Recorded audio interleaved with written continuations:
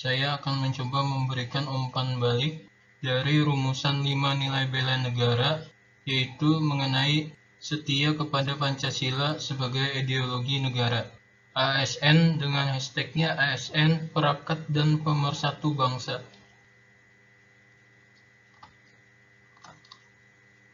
Hoax, bagaimana ASN menyikapinya?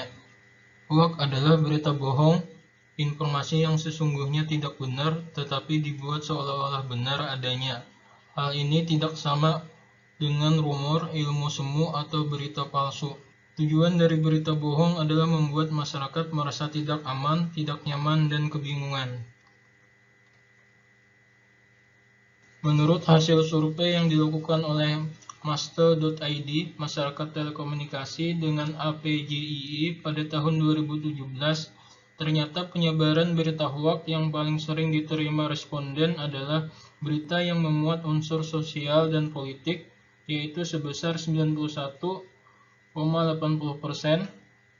dan diikuti oleh berita bermuatan sara 88%. Data ini tentu saja mendukung kondisi real Indonesia yang sudah darurat hoax.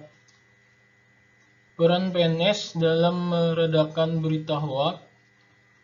Dengan dasar hukumnya, Pasal 10 Undang-Undang Nomor 5 Tahun 2014 tentang Aparatur Sipil Negara disebutkan bahwa salah satu tugas PNS adalah sebagai perekat dan pemersatu bangsa. Sebagai bagian dari unsur negara, PNS harus bersikap skeptis dalam menerima berita apapun. Tugas PNS adalah sebagai perekat dan pemersatu bangsa. Dengan perannya di sana, PNS dapat berperan sebagai fungsi edukasi. Di dalam kehidupan bermasyarakat, PNS dapat memberikan edukasi kepada masyarakat, terutama yang cenderung menerima berita tanpa difilter terlebih dahulu. Terus fungsi fasilitator, PNS sebagai unsur pemersatu bangsa dapat memberikan tips dan trik mengenai langkah-langkah apa yang dilakukan masyarakat dalam menemukan berita hoax. Selanjutnya, fungsi advokasi. Dalam UU ITE Pasal 28 disebutkan bahwa 1. Setiap orang dengan sengaja dan tanpa hak menyebarkan berita bohong dan menyesatkan yang mengakibatkan kerugian konsumen dalam transaksi elektronik. 2. Setiap orang dengan sengaja dan tanpa hak menyebarkan informasi yang ditujukan untuk menimbulkan rasa kebencian atau permusuhan individu dan atau kelompok masyarakat tertentu berdasarkan atas suku, agama, ras, dan antar golongan.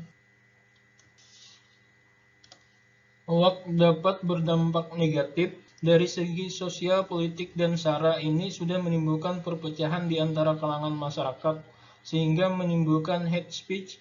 Perpecahan yang tak terbendung di kalangan masyarakat akan mengakibatkan terganggunya kerukunan masyarakat, stabilitas ekonomi, dan keamanan nasional. Terus dari segi netralitas ASN dalam bermedia sosial, ASN harus netral. Netralitas adalah bebasnya pegawai negeri sipil dari pengaruh kepentingan partai politik tertentu atau tidak memihak untuk kepentingan partai politik tertentu atau tidak berperan dalam proses politik.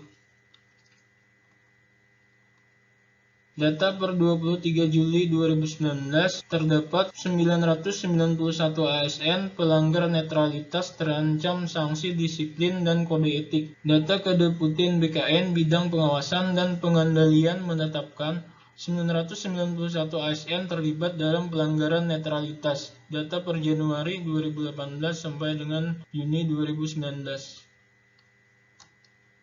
Terus dasar hukumnya, siaran pers nomor 6 rilis BKN-5/2018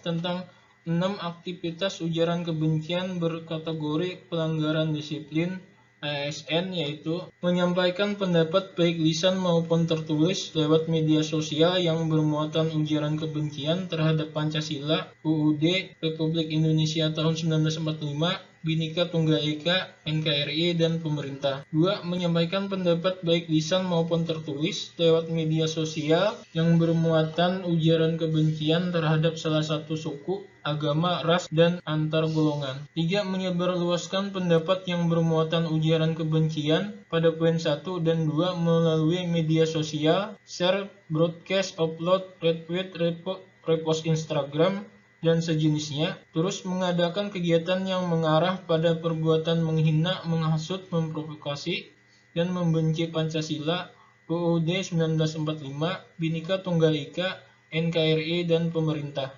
Mengikuti atau menghadiri kegiatan yang mengarah pada perbuatan menghina, menghasut, memprovokasi, dan membenci Pancasila, UUD 1945, Bhinneka Tunggal Ika, NKRI, dan pemerintah. Terus yang terakhir, menanggapi atau mendukung sebagai tanda setuju pendapat sebagaimana pada poin 1 dan 2 dengan memberikan likes, love, retweet, atau komen di media sosial. Akibatnya, ASN dapat menerima atas pelanggaran tersebut. ASN dapat dinyatakan melakukan pelanggaran kode etik yang akan dapat diberikan sanksi, hukuman disiplin ringan, dan hukuman disiplin berat. Ya, sekian dari saya ucapkan terima kasih.